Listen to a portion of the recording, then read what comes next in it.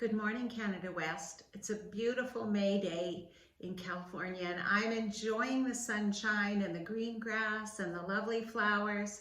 We are experiencing a super bloom here in California with the poppies and lupin. They can be seen from space. There are so many of them. It's truly amazing, and I cannot help but glorify God. And as I look around at God's creation, I've been wrestling with a question that D.S. Rose broached to me last week. She was telling about her wonderful experience with the Sherwood Park Church and that congregation and how they are embracing creation care. And she asked me, Myrna, do you think that's part of missions and NMI? My first response just very quickly was, of course it is. But then I had to do some deep study and reflection to come up with answers of why I believe that. And I found an essay by Peter Harris, who works with A Rocha International, which you should look into. It's very amazing. And that answered many of my questions. He says that we need to stop thinking about the world as environment and view it as what it is, creation. He says that when we think of the world as merely environment or nature or even natural resources, we tend to think that it is for us. We take our place selfishly or even idolatrously in the center of things. And biblically, that is not true. All that we have or see is from God and for Him. We are only caretakers. So, just as every Christian must be a witness, every Christian must inevitably care for creation if we believe in a creator God. So in our work of missions, an abusive or indifferent relationship to creation sends confused signals if we wish to proclaim Christ the Creator, if we believe that. It is so important that we are careful what we bring with us to the different societies that we enter and the cultures where we go to serve. We're not going there to export unsustainable and abusive Western lifestyle. This does no justice to Jesus Christ, the Redeemer and the Creator, who we wish our gospel to reveal. Somehow we must re-examine how our work in evangelism, which makes up the major part of normal missionary endeavor, is affected by our understanding of God as Creator and people as His creation. I love Psalm 24:1.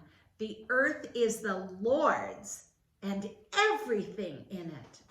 At the most basic level, loving our neighbor is very involved in providing sustainable resources, clean water, land space that's not overtaken by seawater, and ultimately survival for the descendants of the people there. Many times I go to experts to get answers for my questions, and guess who they are? My children. I've learned so much from them. And yesterday, Jaron and Lonnie hosted their monthly garden swap on their deck, and it was crowded with neighbors who do not attend any church. Lonnie and Jaron are passionate about ecology and creation. Lonnie's been an ecology teacher for 20 plus years.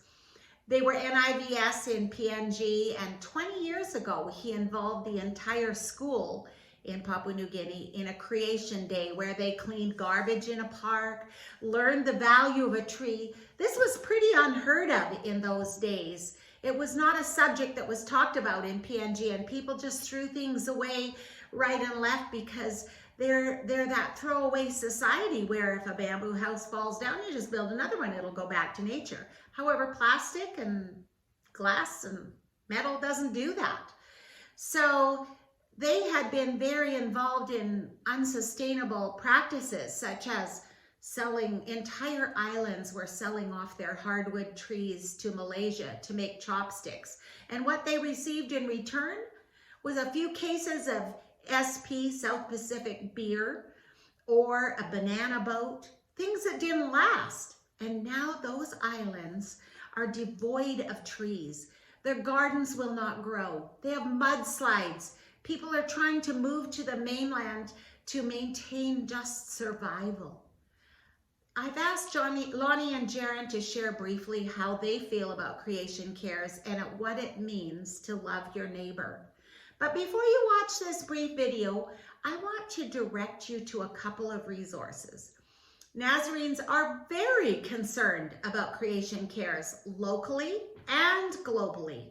They have an amazing site that you can go to that shares our Wesleyan perspective and has many resources and videos, and even a 6-week course that you can take. It even explains how you can become an eco-church.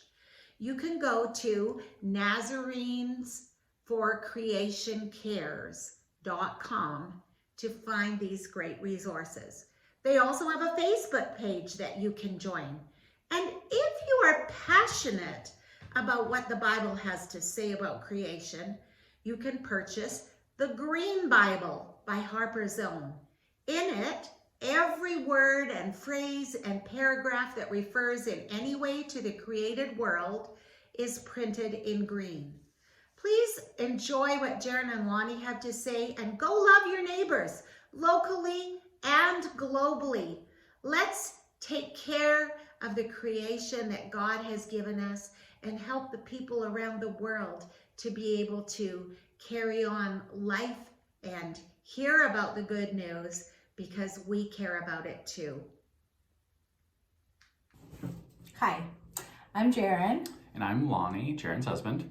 And we've been kind of asking the question and trying to talk about what it looks like to care for the environment and for God's creation in the sense of missions, both missionally local and global. And just asking that question and trying to see what that looks like. To start, more on a worldwide approach, the 1040 window and such a focus of Christian missions, the people of this area are well versed in, the science of climate change and how it impacts their lives more than it impacts the lives of people, in the northern hemisphere. We can't go into these places and not acknowledge that they have a greater chance of illness from warming climate or sea level rise destroying homes or storm surges bringing salt into their gardens. And so we have to acknowledge this, I think, in order to earn people's trust. We have to be trustworthy actors. And I think it's like a holistic approach to missions. I mean, if I think about my childhood in Papua New Guinea, the first missionaries created a hospital to care for the sick, and then they created education institutions, schools, so that they could teach people, how to read and write. And it's just a holistic look at caring for people. And part of that is the environment. Without clean water, without access to good food, good soil, right? It's you're not caring for the whole person, both spiritually and physically, and the environment plays such a big role in that people have to have access to an environment that is conducive to growing healthy food and an environment where they can raise their families. By meeting people's basic needs, we're able to then communicate more the higher level spiritual aspects of life, and it really does depend on having a foundation where you are living comfortably in this world before you can consider what the afterlife is going to look like. Yeah.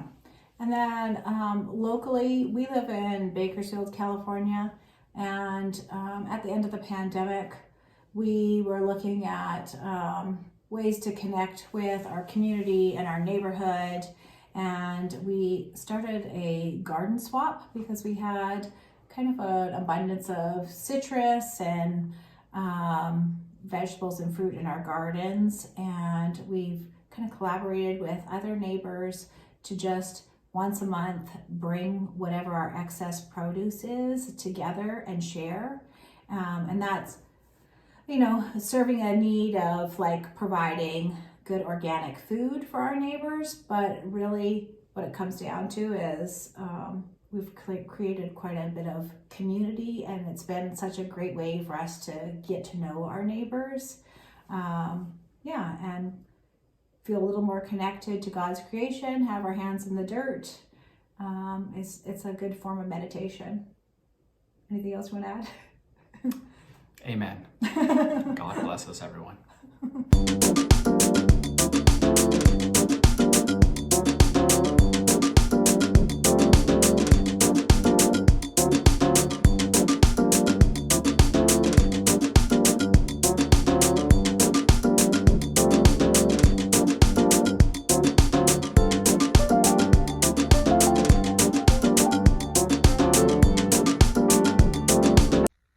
Well, I hope that was interesting and inspiring and that you got some good input there. Just one last memo that I have for you. Do not forget, this Sunday at 3 p.m., we are Zooming with the Herndons, and you will not want to miss this. This is absolutely a great opportunity with wonderful, wonderful missionary speakers. So this is for presidents, pastors, and anybody in your church. Just let me know if you want a link to this Zoom, and I hope to see you then. Thanks for listening.